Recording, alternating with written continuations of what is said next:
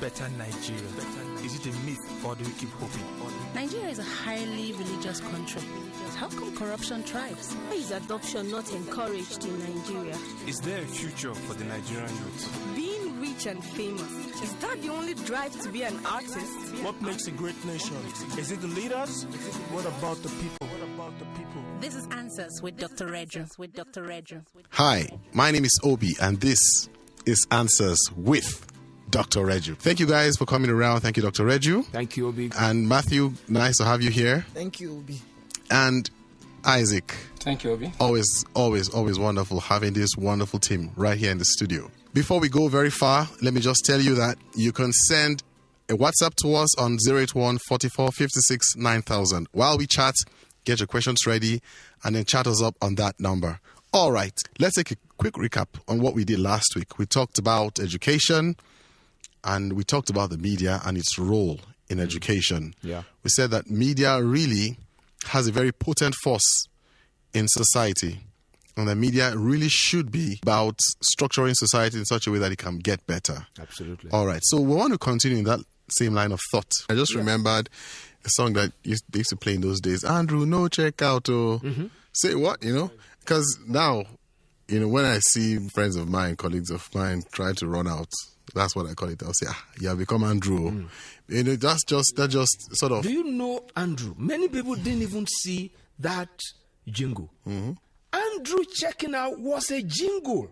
And Nebele Elebowa was the one who acted Andrew in that jingle. Yeah. Right? It became something that when you say you are Andrew, it's somebody who wants to run away. It was a time we were battling with brain drain, right? And the Ministry of Information came up with this jingle. I thought it was a song. No, it came out in the 70s. Yeah. We were battling brain drain, right?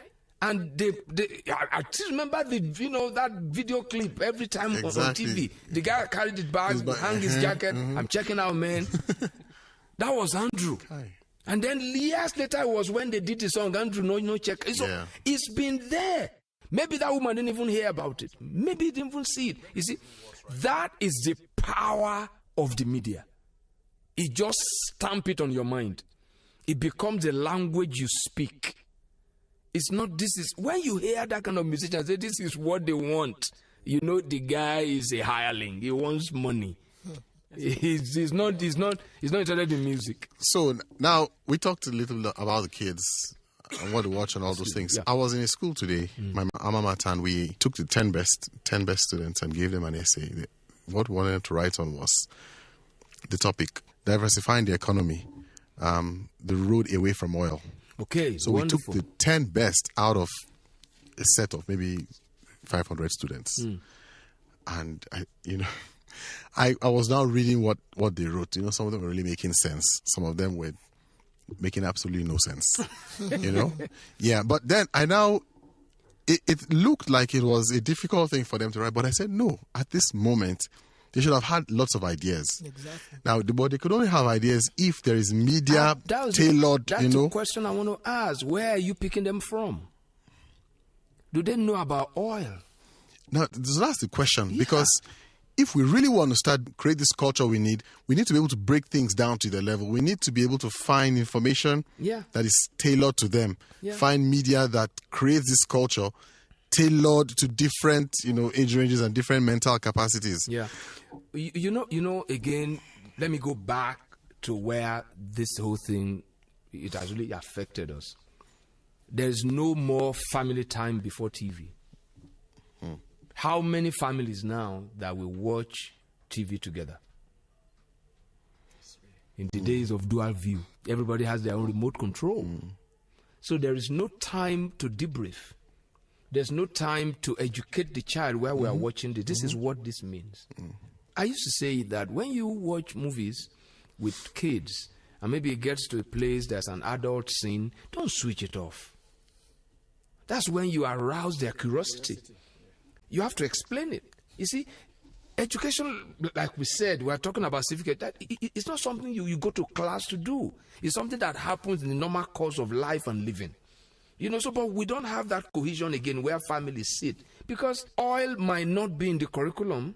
Exactly. The way you are now tasking them to write a composition on life beyond oil. They can't conceptualize the whole thing about oil, the position of oil in our society, how oil is the mainstay. Do they know the percentage of, the revenue from oil that contributes to national revenue and all those? And then if they remove that, if they don't have that whole picture, to write an essay is to challenge a dog to roar. But how many adults, right? That's what I wanted to say, because I've taught a master's class. Yeah. And I asked them to tell me the GDP of Nigeria. They didn't know. You see, the point is this. Honestly, it's very easy to say, they didn't know, but were they taught? There's something that I said here, maybe in one of the episodes here, that stocks in the West is not something you go learn in school. From a kid, you've been taught how to invest in stocks. It starts from the culture of savings. Right? So for somebody to be watching TV and he's in Dow Jones, FTSE and all those kind of things, for us it might be magic. But for them, right, even an illiterate or a poorly educated understands it because it's part of life. It's like a piggy bank. It's like, so it's very easy. But you see, we don't talk about these things.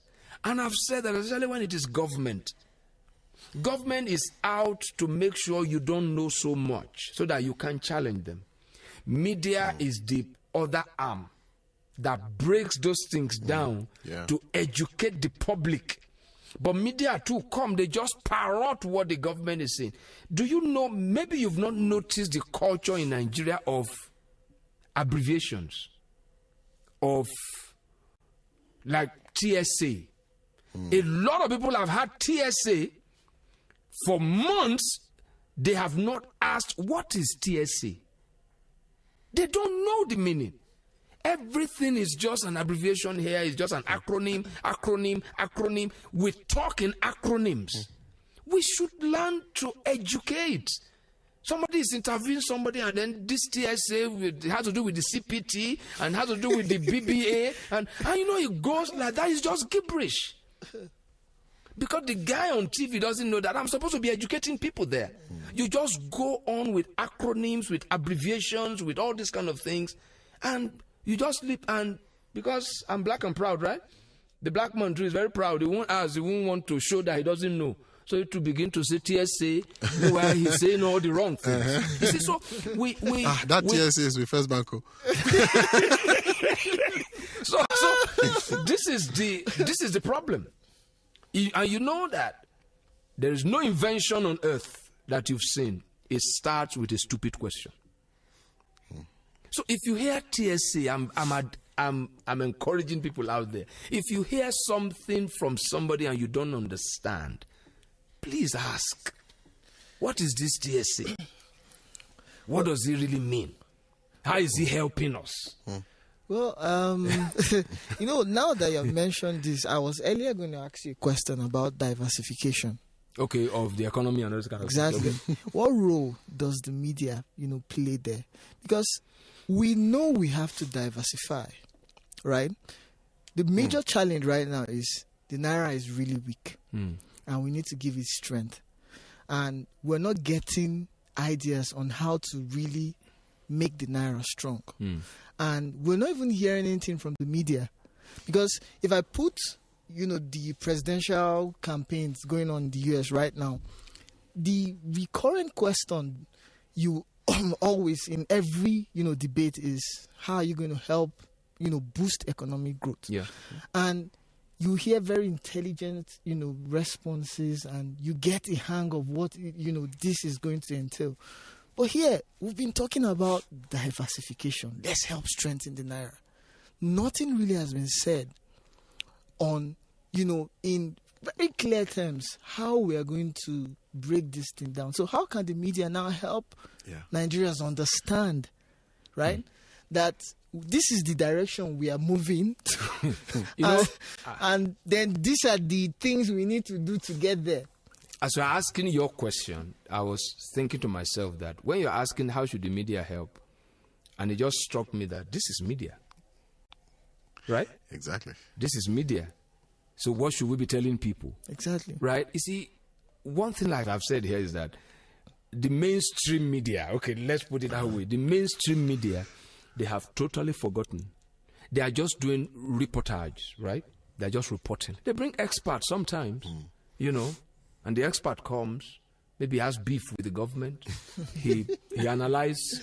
No, exactly. He analyzes from that standpoint. Hardly will you find any form of objectivity. But honestly, when it has to do with economic matters, it has to be so simple. It must be very, very simple. You see, what Nigeria needs to do is to look back. There was a time things worked. Right? It's as if this nation had no life before oil. It's as if we were born with oil. There was a time in this country where there was no oil. And the things we had before oil, they are still needed. They are still useful. Right? And they are still there. It's just that they are neglected. If you are an import-oriented economy, your naira, your currency is weak, right? It's not simple like that. If you are an export-oriented economy, your currency is strong. It's simple. But we are basically a consuming kind of nation. You know, we're just consuming. But you see, sometimes we say that even with a high level of emotion. Somebody will tell me, don't patronize BA, patronize Arik. I say, what if Arik is not going to where I'm going? How many routes does Arik ply out of this country? They go to Joburg, they go to London, JFK. They go to New York. That's all. If I'm going to America and I'm going to Seattle, they can't help me. You know, so it's not something that's based on sentiment, right? But you see, what can the young man do? What can the young girl do in that little, you know, because we talk of the big things, right? So some of the things that Ben Bruce said in that place make sense, but some of it are very, very, very sentimental, you know, because there are times when people rather raise animals in their backyard. True, right? But how many people today will like your neighbor to raise goats and all that and they start disturbing you? No, if we say look inwards, and you say that, and you don't mention the environment where you want to look inwards, you are not being sincere, right? You know, and like we're saying, you know, in African proverb that the fish start getting rotten from the head. From the head, you know. So there is. Let us first of all see some level of sincerity. Let somebody live some exemplary life. If we are still seeing medical missions, I mean medical trips abroad, if we are still seeing all those kind of things, it's a medical mission. Yeah, if we are still seeing medical tourism, and you know, because a doctor told me this week, you know, that the medication, the medicine that they use in Togo or Sierra Leone is of a higher quality. Same company,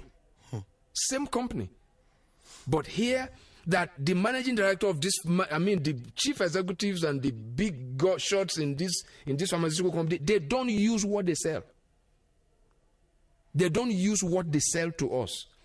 They sell to Nigerians substandard quality medicine. That what they get in Sierra Leone and Togo and those kind of places is high quality. But here, it's just because this is a dumping ground.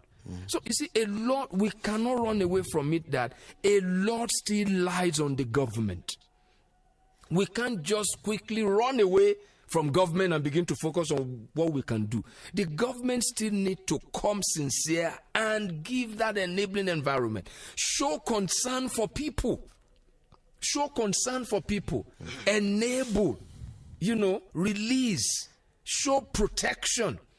You know, so those are the kind of, if I know my government fights for me, you know, and again, the media comes in to make such demands. So it's post-oil. Yeah. We know, but the government still has a lot of things to do. Dr. Reg, as you're talking, it really just struck me that we talk about media and we actually find that they all do the same thing. Yeah. Everybody does music and then news time and then a few programs and all that. But for instance, every morning I wake up and I take a walk, and sometimes on the walk I'm just listening to podcasts from Stanford. and all those they talk about is innovation, Yeah. startup, things that have to do generally with science, technology, and business. Now, that's media coming out from university. And I just remembered, we have a radio station coming out from a university, right? And then what's the content? What's the content? That's it. Isn't it time for people to get into media with highly differentiated content, maybe focusing on some of the things we know we need in our country, right? Giving more time to innovation, giving more time to business people, that radio station itself is highly innovative. Mm-hmm. It's an innovation in itself. So they can begin to tell their own story, how they're able to get here and all those kind of. So it's, but you see, when you look at where you said you listen to podcasts from Stanford and all those kind of places, the environment helps. The environment challenges, right? It challenges. I remember a friend of mine in Lagos who started this sports bar, and one afternoon like that, the guy wanted to do something and he said, and there was no power. I said, look at it, my brain is working. I really want to work right now. But you see, those things, individuals can't bring power. All this solar panel and all those kind of things. Look at what happened in Egypt this week. Was it this week or last week? Egypt is releasing the biggest solar powered kind of thing that is so massive that they can see it from space now. Right? It's huge. And I said, this is Africa. TIA, right? This is Africa. But what's going on here? Talk. Right? Somebody said we are still in a blamocracy. They're just blaming. Nigeria used to be a pariah state before we took over. Nigeria. Now, they will say this thing for 4 years. Mm-hmm. And everybody is still talking about all these kind of things. And Nigerians, we don't. So, honestly, it is both and not either or. If I'm going to be innovative, I need a good environment. Right? The environment must challenge me to be innovative. It must challenge me. So, but right now, it's not there. It's not really there. Somebody has to really... Fine, people need to be able to hold their own, be able to do all this kind of thing, but honestly, it's tough. It's not impossible, but it's tough. Yeah. We have to be realistic. It is tough. All right, let's take a break. Just a few seconds, and we will be back. There are cooking oils and there are cooking oils, Of course. There are those that foam like soap when you put them on fire. And there are those that go to sleep after a few days. There are even those with funny odors that make neighbors wonder what's happening in your kitchen. I beg, don't kill me, oh. But then again, there is Grand Pure Soya Oil, made from pure soya seed. Grand Pure Soya Oil is cholesterol-free, which makes it ideal for the heart and health conscious. It neither foams nor fumes, neither does it congeal even at low temperature. Grand Pure Soya Oil is also endorsed by the Nigerian Heart Foundation as heart-friendly oil. Let me go and get my own Grand Pure Soya Oil, Joe. Oil that doesn't smell or sleep. Grand Pure Soya Oil, a heart-friendly oil you've always known. Welcome back. If you're just joining us, this has been Answers with Dr. Rejo. We've been having fun. Well, we've been having fun, because we've been having some sad moments, getting some truth, but it's been very liberating. Chat with us on WhatsApp. Please do that using the number 081 44 56 9000. That's 081 44 56 9000. Or get to our website and download previous episodes of Answers with Dr. Reju. All right, Matthew. He ended off, I don't know whether it was a high or low note, but really need to hear from you, Dr. Reju, showing us practical examples of how media has really promoted good and also how it has promoted bad, whether intentionally, unintentionally, or subtly or explicitly in any way.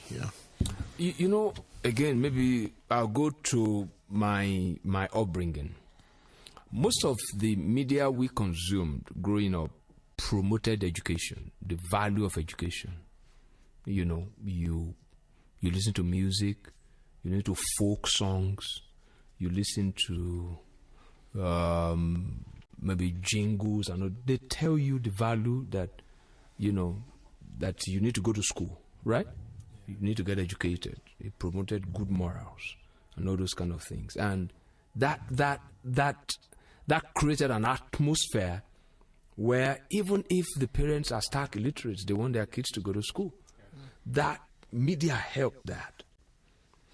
Again, now there's a particular area of Lagos, where I grew up in Lagos, that around Yaba, up to this kind of area, it's a whole, for those who live in Lagos, where I'm talking about. Even years after Fela died, right? That place is still noted for a lot of crime. Noted for a lot of crime. Now, because we said it is not that people want to promote crime. Fela was a consummate musician. I believe the best that has ever come out of Africa. I mentor musicians, and my dream is for musicians to be able to come to a point where they can create their own musical genre. Fela is the one that's only been able to do that, as far as I'm concerned. But, his lifestyle. So people consume more of his lifestyle than his music. Because it gets to a point where both his music and his lifestyle, right, sort of fuse together. You can't listen to Afro music. You need to carry jumbo. Okay, don't let me use, you need to carry jumbo. So that promoted, and once jumbo comes into it, it gives birth to other kind of nefarious activities. Up till even when Shrine moved, to maybe a gig area in Lagos and all those kind of things. That area, in fact, I think the land belongs to their family, because even the school that's on that land now is named after their family. That area, I know, has a particular mission in Lagos that they reach out to drug addicts and things like that. They are very active in that area. The drug culture in that zone is still there. So that tells you the power of the arts, the power of media, right? Either through music, either through literature and all those kind of things. It leaves something in its wake. It shapes culture. That area is known for it. Nobody will you tell somebody you want to go and rent a house and they want you. Do you know what you are? So up till now. And it's the same positively for those who promote. I mean, if you want to talk about motivation today, you don't want to go for a motivational kind of seminar. Maybe you want to just listen to the story of Cobhams, right? It pulls the carpet off your feet. There's no reason for anybody to fail, right? Again, another wonderful musician that's come out of Nigeria, and his music is not vulgar. He's not. He obeys all the principles of good creative music, places good value, high value on creativity. So those are the kind of things. Somebody who really wants to affect life will be looking up to that kind of person. If a musician out there, he gives you a call that I want to be in my session, man, you run. You go by a night bus. So that's the way. And, today the opportunities are there. Because you can't say that you don't have money to buy newspapers. Many of them are free online. You can read it. So there is opportunity for you to get informed. Information is so cheap now. It's very, very cheap. There is nothing you are looking for. Just Google it, right? And it's there. You want to write a feasibility report, you can get a template online. You can, but I think the way society is right now is that it's just giving everybody opportunity. If things don't happen for you the way you want, it's because you don't want to work hard. You don't want to explore. So there are a lot of instances where media has actually shaped negatively or shaped positively. It's really there. There are lives that gives you a lot of sad memories. If you look at the lives of maybe someone like Michael Jackson, who, for those of us that were young and listening to Jackson 5 and see how the guy ended, and all those kind of things. It's, it brings very, very terrible memories. The kind of quality of life that someone like Sunny Ade will live, and is still alive and is still playing at his age. What kind of health program is he on that the guy can still play? So there are a lot of, these are icons, right? They are icons. Today we read about one actor, Jab Adu, that just passed on. It was Basi Okon in Village Headmaster in those days. He died at 83. I remember I went to see his first movie, BC Daughter of the River. Yeah, that was in the 70s. BC Daughter of the River. Those are movies in celluloid. That happened in those days. Those are the kind of, because if everybody wants to go home. Village Headmaster wasn't just a TV series. It was a family time. It was family time. But those things are gone. When you talk about how media creates culture, and I remember a long time ago how, there used to be the Huxtables. The Huxtables. Although I know you have some qualms with that. But at the time it was looked at as this wholesome family drama, it was on the top of the charts for very long. Yeah. Do you know what replaced it on the top of the charts? The Simpsons. Which was diametrically opposite, yeah. And as soon as it came out, it started topping the charts. Yeah. So it's a question now that of, were they just feeding, from what people wanted? No. Or because would you be able to say that they had created that kind of culture, You already said that I have qualms with the Huxtable because it's subtle. It's subtle, and the effect is still there today. The Huxtables, you say it's a perfect family, but no, it wasn't a perfect family. They are trying to tell you what a perfect family should look like, right? The husband in that family is a medical doctor who is a jester. Is the guy who will encourage the daughter to cheat in the homework. Is the wife that will come and rebuke him. Those things were subtle. Most of the series in those days, they had irresponsible husbands. Right? And that thing affected society. Most of them don't talk about their dad. Is that my mom or my grandmom? The men were absent. And those kind of movies promoted it. This last week, I lost a friend in the UK. You know how he died? The first son stabbed him to death. The first son. It's in the newspapers in Nigeria here because they're Nigerians. 20-year-old son knifed the guy to death. I don't know the story yet, But you see, those are the kind of things, those kind of movies weaken the position of the father. It rendered them irresponsible. And with that, we say thank you so much, Dr. Reju. You've always been awesome. Thank you, Matthew. Thank you, Isaac. It's been wonderful having you guys in the studio. Please chat us up on WhatsApp with 081 44 56 9000. We'd also like to see your comments on Facebook. That's Answers with Dr. Reju. Facebook, just look for Answers with Dr. Reju. Till 4:30 next Friday. Thank you and have a nice evening.